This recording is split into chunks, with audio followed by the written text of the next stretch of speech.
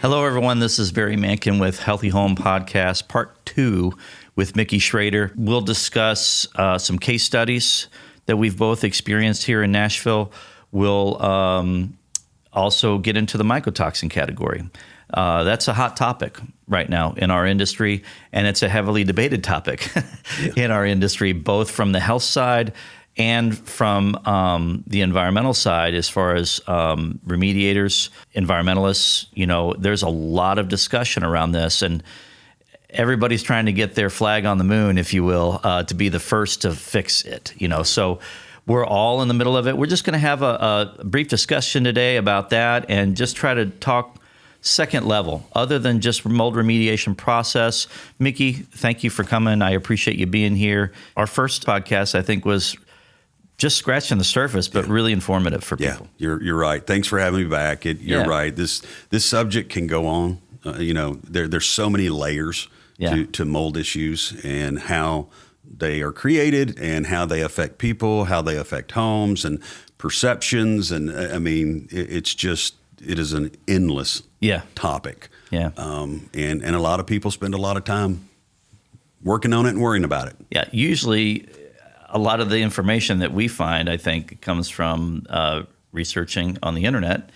And then they, come to us because they have either some pain points that they're dealing with and they don't know what it's associated with, or in some cases they have a functional medicine doctor that will test their blood or urine, and then that will end up having them call us. Yeah. And that's really become a much bigger piece of what we're seeing in the last 5 years. When I started in this business 15 years ago, this was not even a topic. It wasn't even an issue anybody talked about. Nobody discussed mycotoxin activity. Nobody was testing for blood toxicity levels in people. It was an unknown.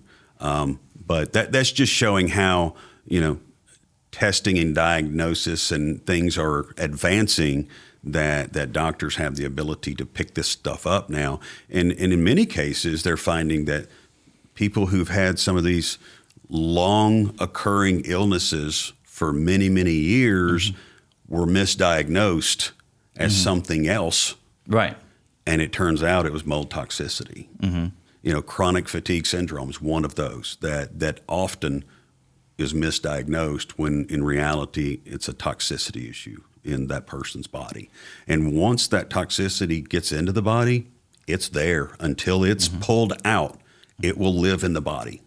So you could have been exposed years ago and still be carrying that with you. And as it does, in my understanding, it will slowly multiply until you start feeling bad and it affects you.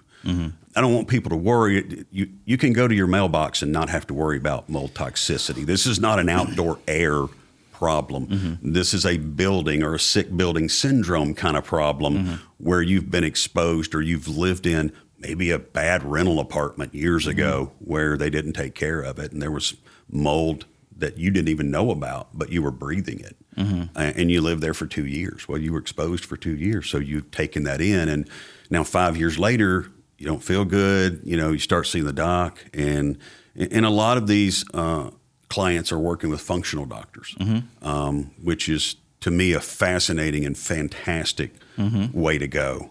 It's kind of a step away from traditional medicine of let's give everything a pill and run to the pharmacy, and let's figure out what's wrong and then figure out a more natural way to handle that issue. And whether it's toxicity issues or they handle many different things. But so I like where this has kind of gotten to with clients, because many people in our population today are seeking advice and help outside of traditional medicine. That seems to be a huge trend in the past, 5-10 years even. Let me ask this. As it relates to mycotoxin specific, does it all just come from the air? No. And most people are not aware of this, but mycotoxins have been on our food supply for forever. Yeah. Forever. Large food producers are very aware of this. They actually do testing on it, and there's a large number of crops that are destroyed every year because the mycotoxin load in that food product is so high they can't use it. Generally, what we're seeing is it's usually grain crops. Any of the crops that are grains that get stored in these large silage areas and held for later production, those tend to get moldy in there because they're not conditioned silos. They're just hot, wet, damp areas that all this grain is sitting in. Rice is a big offender. Rice is probably one of the largest offenders of mycotoxin content. And you're literally eating it, dropping it into your body. Probably the third one to mention is coffee beans. Coffee beans are huge. You can now buy guaranteed toxin-free coffee. I haven't seen it in the store, but I know it's on the internet. Right. Available, I'm sure. I think it's fascinating because there's this tension between science advancing and us finding things. And I would even say that the medical community, the functional medicine community, probably found this first as it relates to, or at least addressed it first as it relates to finding it in our blood and being able to recognize that as something that we need to deal with. Yeah. And where our industry, we've been kind of like a few years behind the ball with that. And so our technology has just been able to catch up to where we haven't been able to see this for just the past, 4 years at the most? Maybe at the most. Yeah. Now that we're addressing it in the environment, we're trying to find out, our whole industry is trying to find out, what's a real baseline for this? And to say what's healthy ecology and how much toxins should we expect from that ecology, where we have a good handle on that on the mold side, but from the toxins that come from some of these molds, we don't have a handle on this yet. And we're a part of a process locally where we're trying to experiment. We're trying to find things that work both from a removal standpoint, but from an identification standpoint, and to say, okay, what should be in here? Because we'll do quarterly samples in the air outside and just say, well, what's the mycotoxin level? What types are there and what concentrations are there, which it's always type in concentration. As soon as I open that door, what's coming in and what's normal? And then how much load can we be stuck with? So the way we treat things, we treat the house like a person. And if there's a toxic load in the house, you're going to have a toxic load in you. So it's just this whole tension is there. So we're trying to manage that and bring clarity to it. Yeah. And some of these are even changing, Barry. The baselines are changing because the testing is so early in its infancy. Absolutely. That as more data comes in, every test adds to this data collection. I know we've seen it from some labs where their baseline used to be here, and now it's moved here because of the data that's coming in, and they're seeing what is more normal based on that collective amount. And I would even argue it should be regional. It really should, because the way we live here in Middle Tennessee and in the South, as far as our weather, is very different than what happens in the North or out West. I mean, we have a very unique ecosystem here. We're one of the allergy capitals of the world. We have 6 or 7 months of good humidity, not really good, high humidity. Right. We have the temperatures to go with it. And those are all just things that generate some of these issues, and particularly in homes that are maybe not well maintained or air conditioning systems that don't run well. And there's just so many things that can occur to create these problems. Yeah, again, with the building envelope, we always find that tension. We try to find a balance between energy efficiency and air quality within the home, right? And that will always be there, especially in a moist climate like we have. We're trying to deal with moisture, and moisture is what feeds mold, and mold is what exudes toxins, some of them. While we're trying to find that balance, we're doing this holistic approach. Whenever we're looking at the inspection and the sampling, whatever approach we need to do to kind of get the data to build a case to say, how do we make this house healthier? Yeah. And on your end, you're trying to provide solutions to get to a point to where we're removing things and preventing things in some cases. As far as the cleaning aspect and the removal of mold, getting to sources, doing whatever demo in some cases need to happen and being preventative. Sometimes we deal with HVAC contractors together. Sometimes we're dealing with drainage contractors together. Sometimes ventilation experts. There's so many aspects that we both have to kind of work with to get that envelope balanced. And here's the kind of wild part when you think about it. Some of the things that we're finding that we need for a healthy home can be directly opposite of what building code is calling for when you're building new homes. That's a good point. I'm glad you brought that up. They couldn't be further apart. Yeah, because what are they building for? They're building to get the job done and get paid. And get energy efficient. Yeah. And energy efficiency is the idea, to not spend as much money on your heating and cooling, but that's 180 degrees away from what is really healthy for the house. We don't build for health. We build for energy. Yeah. You see it every day, looking at these brand new homes. And it doesn't matter if we're talking about a $400,000 home or a $5 million home. Code is code, and that's what the builder's building to. They're not building necessarily to what is best for the home. I'm not saying there's not builders that don't do it. There are some that are capable of it. But your larger scale builders are building on quantity. Yeah. And how many can fit in the development. And right. That's what they see. They're not worried about pressurization of the house. They're not worried about negative air coming in, or it's not on their radar because it's not on building code's radar. And that's what they're building to. And unfortunately, building code is a minimum set of standards. And I was just going to say that. Absolutely. When people tell me, well, I built it to code, well, that's really not a badge of honor. That's that a means D-. That means you just got by. That's right. You can always do things better. Yeah. And unfortunately, we find more acceptance in the custom world with custom builders.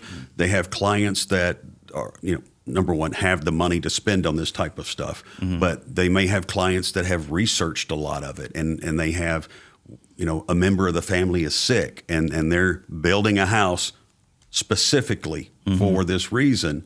There are even companies out there that build RVs now that are set up and designed to be, let's call it an organic Winnebago, if you want. Right, yeah. It's made to have no toxins in it. It's made to control moisture. It's guaranteed to be mold free. Yeah. I mean, now they're extremely expensive. Yeah. You can do it with a home. You just have to know what to do and have the builder that's open to doing it correctly. Let's come back a little bit on the mycotoxin and discuss solutions. Are there solutions to get rid of all the mycotoxins in a house? Yes and no. Okay. There's a lot of players in our industry from a manufacturing or chemical perspective that are working hard on trying to come up with solutions and protocols and processes that work. As of today, in my opinion, there is not a perfect system out there that is provable time after time with lab data. That's not crazy expensive. And for me, it's got to be a process and a product that's affordable for it to be really doing any good. Yeah. Because toxicity issues don't care how much money you make. Yeah. They affect every walk of life and every, socioeconomic demographic. Right now, I just don't think there is a proven product that I'm comfortable with that I would sell to somebody as I know I can fix this. Right. Now, been working on that for the last couple of years, have been trying a lot of processes, a lot of products, and we're doing that really with testing to show that it's there. We'll try the product or the process, and then post-testing to see where that level went. Because the numbers don't lie. Numbers don't lie, and in my thought process, you can't really do this and just say, hey, do you feel better? I need the numbers. I need to be proven that I'm right. Yeah. Because that's what I can give to the client to know that it was right. Yeah. And if you can't show it to me in a lab report, I'm not playing with it. And ultimately, that's probably the doctor's job. Do you feel better? Yeah, right. And we're not, obviously, I'm not a doctor. I'm supposed to ask out of the house, hey, house, do you feel better? Do you feel better? Yeah. You know how I know they feel better? The numbers tell me they feel Yeah. But there's, what we know about mycotoxins are they can exist on surfaces on their own for 5 to 7 years. Yeah. They're not a biologic. They're not alive. Right. Yeah. Like a mold. Mold is viable or non-viable. Right.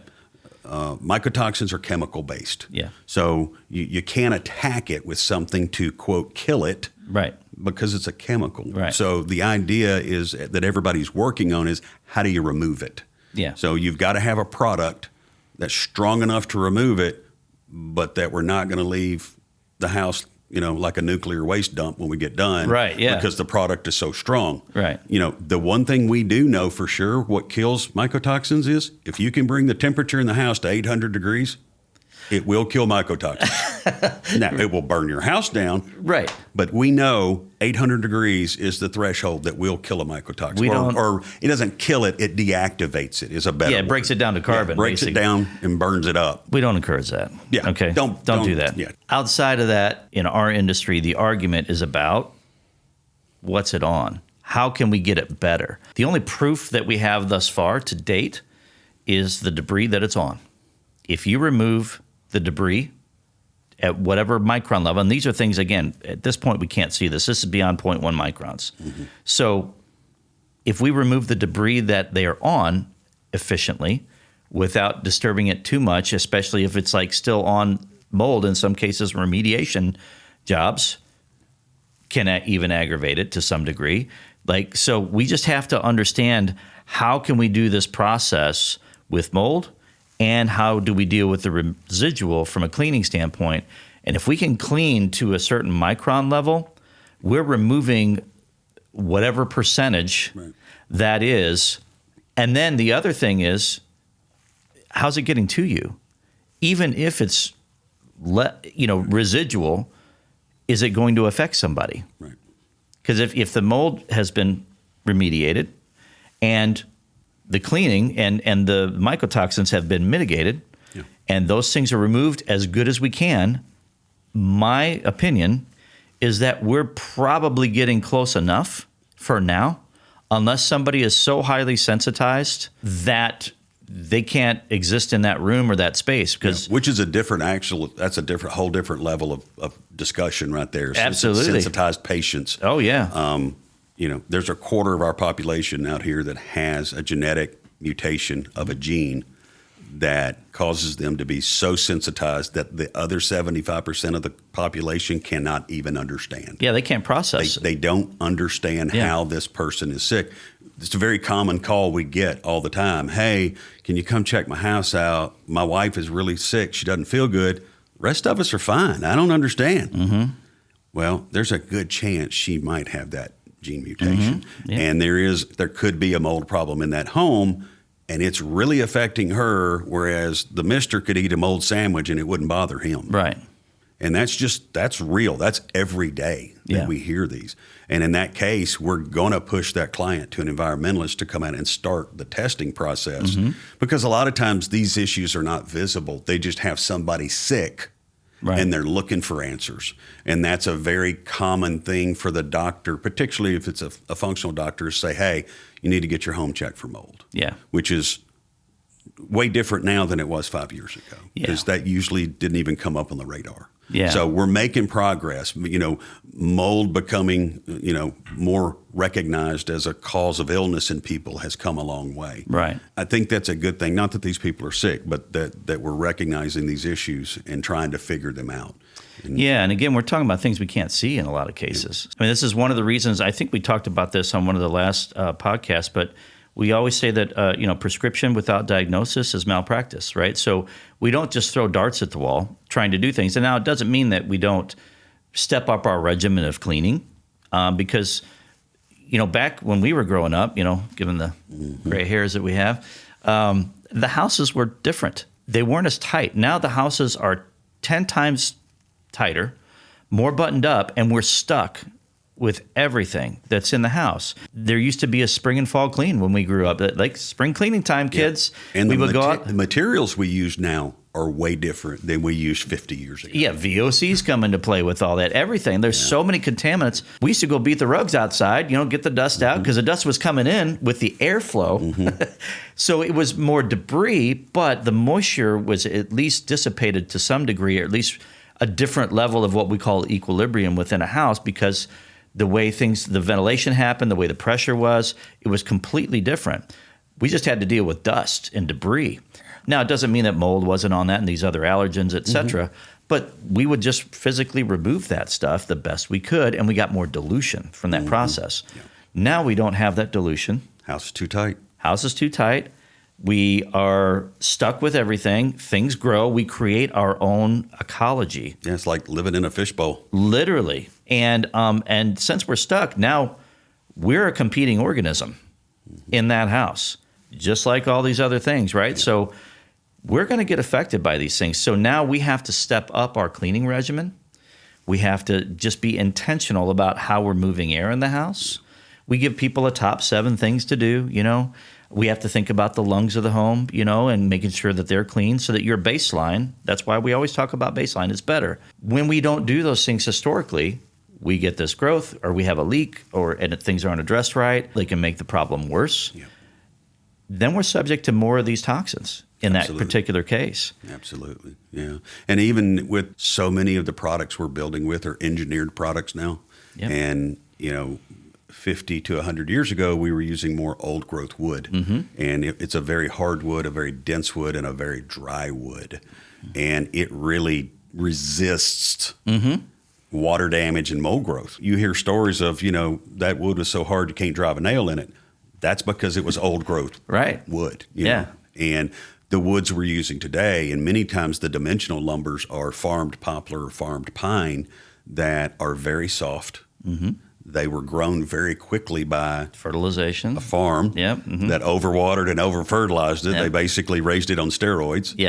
And then they do it for getting it to market quickly, because that's what they do. They turn the trees over. It's about the money.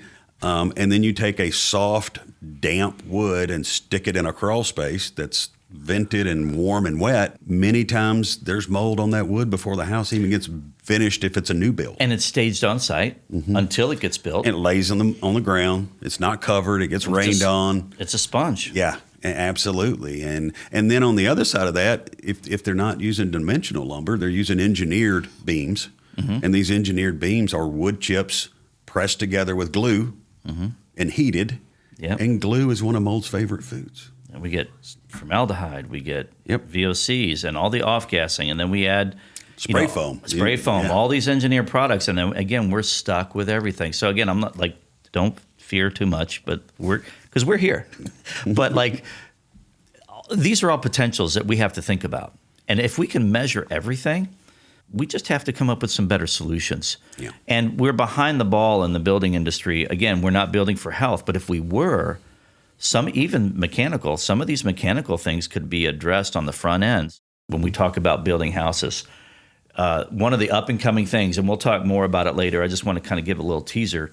When we're talking about ventilation systems, we've had some recent training with some top people in the country. We were talking about dilution for all of these contaminants, which is one piece of the puzzle. How do you dilute a house? And right now, what they're doing for building codes is they're bringing in fresh air makeup or combustion air makeup whenever there's gas appliances, you have your combustion stove, et cetera. And they're required to bring in air because the house is so tight. The flame will go out if they don't do it. On a gas appliance, it will go out. You need air. And then they put these huge hoods in there to take the combustion out. The problem is the house is already under negative pressure. And if we increase that negative pressure, especially with a commercial grade hood, and there's nowhere for the air to make up, it will get the air from someplace. And it's usually from an undesirable location that has contaminants at higher concentrations from non-living spaces. The reason we don't live there is because there's bad stuff in there. And it will bring that into the house. And so now they're coming up with different ways to do fresh air makeup that's filtered, controlled with dehumidification, which I'm a huge fan of, and creating positive pressure. So there's all kinds of, again, we'll talk about that a little bit more, but That's just one thing. What are some of the scenarios that come to mind to where I had this one time, this one particular case, and this is how we found it? First, what comes to mind is something that we just looked at the other day, and it was pointed out by an inspector because the inspector was there first, is a very high-dollar home that the seller thought they had done the work correctly. They'd hired a company to come in and work on their crawl space and clean the wood and put in a vapor barrier, actually put in an encapsulated vapor barrier. And it turns out they didn't know who they hired, apparently. The home inspector shows up and then notices that the wood is not very clean, and they laid the encapsulated barrier over the top of an existing barrier, and we don't like that. Why not? Because it creates condensation between the layers, which is just adding more moisture to an area we don't want moisture in. And rule number one is you pull the old stuff out before you put a new one in. So it's already a contaminated barrier from their process. Exactly. And we're trapping moisture in between it, which grows all kinds of things. Yeah. So the solution, so the buyer now, they want it done right. They're fixing to buy this expensive home. They want it fixed well. And the answer is everything comes back out. You start the remediation of the wood correctly. Then you go back with the encapsulation as the last piece. But it's a very large area, so it's an expensive project. So now you have a seller who thought he paid to have the work done right, which the buyer's inspector says what. So it becomes problematic. It becomes a big negotiation issue for that transaction. The homeowner doesn't know the difference between a treatment and remediation. And so if it's a real estate deal, the seller could have been asked to have the crawl space treated, but the buyer really meant remediated, but they didn't verbalize it or they didn't write it well on their proposal. And so the seller spends X number of dollars to have it treated. The buyer has their home inspector come back for a re-inspection and goes, this is not what I meant. So now the buyer's wanting the seller to pay again to have it fixed correct. I mean, just things like that are very common. Right. And, you hope you can figure these out. And when we talk to realtors a lot, we do a lot of brokers meeting or agency meetings where I talk to agents. I did one earlier this week, and the goal was to give those agents information that they need to know to help their client make sure this transaction goes smooth. And that's one of the things we talked about is when you're writing that repair proposal, make sure your verbiage is exactly what you want. In my opinion, it's that realtor's responsibility to know enough about these subjects because it's their industry to be able to guide their client to push them to make good decisions about finding everything out about that house they can. And if that means hiring an environmentalist as well as a home inspector, because the home inspector has one set of things he's there to do. He's looking at mechanicals, he's looking at visuals on everything, operation of basic systems. Yeah. But he's not going to be your mold guy. He's not going to be the environmentalist. Right. So you may have to spend some extra money to bring that environmentalist out on the front end. Yeah. But it can save you a ton on the back end. Because when you find out about it a year later, not a whole lot you can do about it at that point. Yeah, that's on you. And if it's a big problem, it can be big money. Yeah. What I'm hearing is it's not just so much the what, it's the how. So again, how we do something, it needs to be apples for apples. There aren't any standards in the industry for crawl space encapsulation. Nope. When we do something, we want to do things once. Yeah. And we want to be assured of a process. And again, that's kind of what, on our end, what we do is, we do the validation of those things. Or on the front end, we're doing the inspection of those things, looking for problems because we know how he does things. Or, any good remediator should have third-party testing, should be able to have a conversation with somebody that has done an inspection and then help come up with solutions that coincide with whoever's the authority there. And the customer ultimately has to decide who's going to be that authority. All we can do is educate to say this is how things should be done, and then get good reputable companies like EPS, Environmental Protective Solutions. We just scratched the surface of this stuff. I really think we need to have a whole podcast on encapsulation. I think that would be Love to. awesome. When, why, how, all those questions. And especially in our climate, I mean, we talk to our clients all the time, and it's the same story every time. They all, what should I do? How should I do it? Why?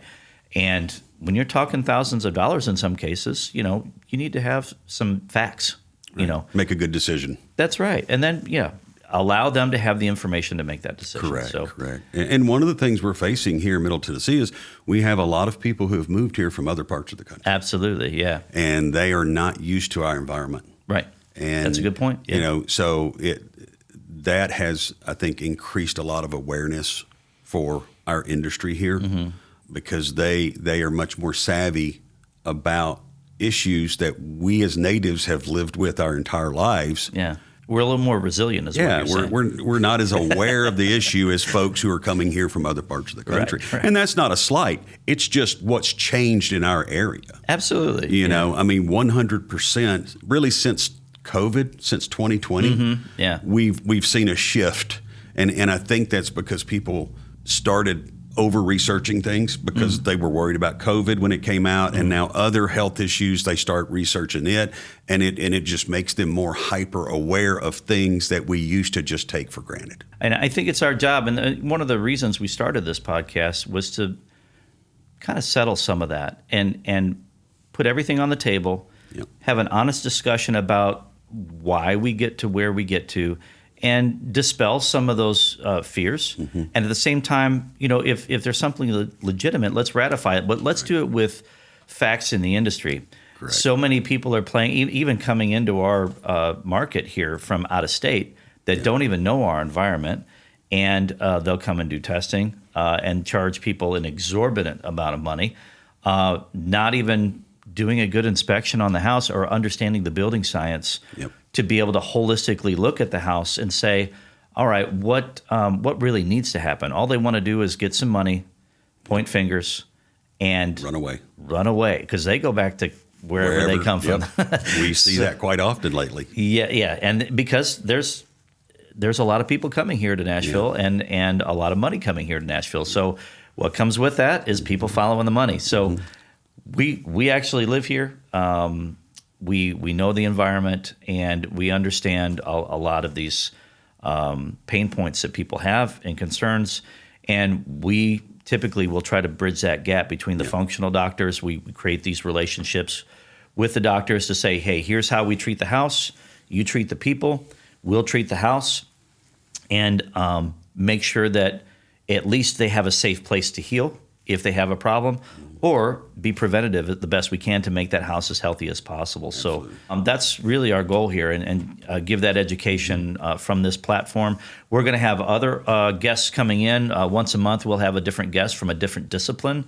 Other than that, I'll just say thank you, Mickey. I mean, really, one of the best. Look up EPS, look up Environmental Protective Solutions, especially in the Nashville area here. So, and he'll get you taken care of. But I really appreciate your time today. Thanks for coming. Well, thank you, Barry. I've enjoyed it. It's been a blast, and I love sharing this type of information.